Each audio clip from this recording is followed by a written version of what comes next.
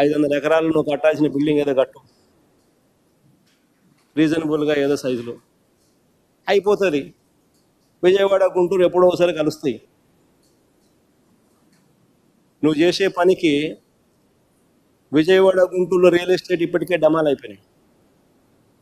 మా హయాంలో విజయవాడ నుంచి మచిలీపట్నం దాకా రియల్ ఎస్టేట్ రేట్లు పెరిగినాయి. విజయవాడ టు పెనమలూరు టు మచిలీపట్నంలో పోర్టు కట్టాం, మెడికల్ కాలేజ్ కట్టాం. దానివల్ల మొత్తం 45 కిలోమీటర్లు విజయవాడ టు మచిలీపట్నం రేట్లు బ్రహ్మాండంగా పెరిగింది.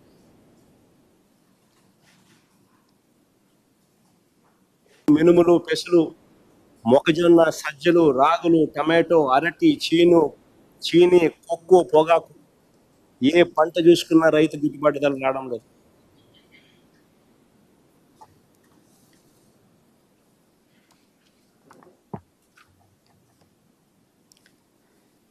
ఇస్తానన్న అమ్మఒడి ప్రతి తల్లికి ఎంతమంది పిల్లలుంటే అంతమందికి ప్రతి ఒక్కరికి 15,000 చొప్పున గత ఏడాది ఎగనామం పెట్టు. ఈ ఏడాది అగమ్య గోచరమే. ఇస్తానన్న ఆడబిడ్డ నిధి ప్రతి మహిళకు 18,000 జాడలేదు. మహిళలకు ఉచిత ప్రయాణం ఊసలేదు. నిరుద్యోగ యువతకు సంవత్సరానికి 36,000 కనిపించడం లేదు. 50 ఏళ్ళకి పెన్షన్ రూపేణా ప్రతి మహిళకు 48,000 రూపాయలు. మోసం. ఫీజు రీఎంబర్స్మెంట్ లేదు, వసతి దీవెన లేదు.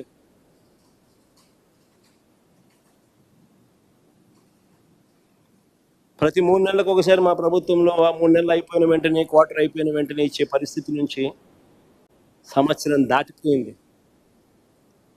ఫీజు రీఎంబర్స్మెంట్ లేదు, వసతి దీవెన లేదు. ఆరోగ్యశ్రీ లేదు, ఆరోగ్య ఆసరా లేదు.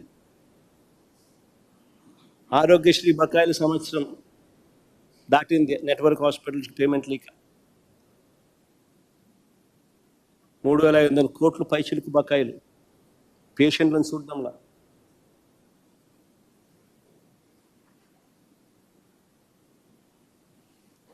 పైగా చంద్రబాబు తన మేనిఫెస్టోలో చెప్పిన 143 హామీలకు దిక్కు దివానం లేదు.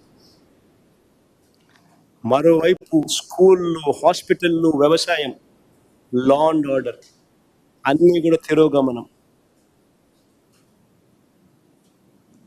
స్కూళ్ళు, హాస్పిటళ్ళు, వ్యవసాయము, లా అండ్ ఆర్డర్ అన్నీ కూడా తిరోగమనం. మరోవైపున విడిగా కరప్షన్ గురించి డీటెయిల్గా ఇంతకు ముందే చెప్పాను. మరోవైపు చూస్తే కరెంటు రేట్లు 15,000 కోట్ల రూపాయలు సంవత్సరం తెరక్క తలికే షాక్ కొట్టే మాదిరిగా రేట్లు పెంచినాడు.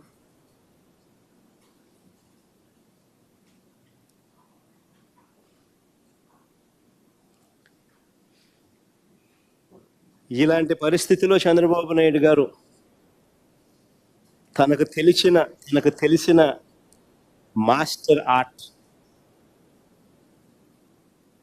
తెలిసిన మాస్టర్ ఆర్ట్ను బయటకు తీసుకొచ్చాడు. వ్యవస్థలను మేనేజ్ చేయడం,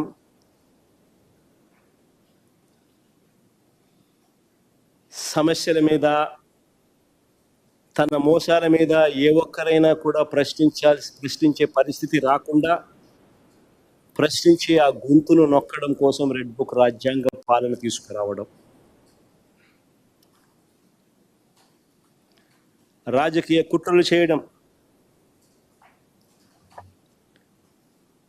దాని ఫలితంగానే ఈరోజు ఇంకొక కరెంట్ అఫైర్స్లో ఉన్న ఇంకొక సబ్జెక్ట్ గురించి విపులంగా చెప్తాను. దాని ఫలితంగానే లిక్కర్ స్కామ్పై తప్పుడు కేసు పెట్టి రాజకీయ కక్షకు దిగడం. నిజంగా ఎంత ఆశ్చర్యం కలిగి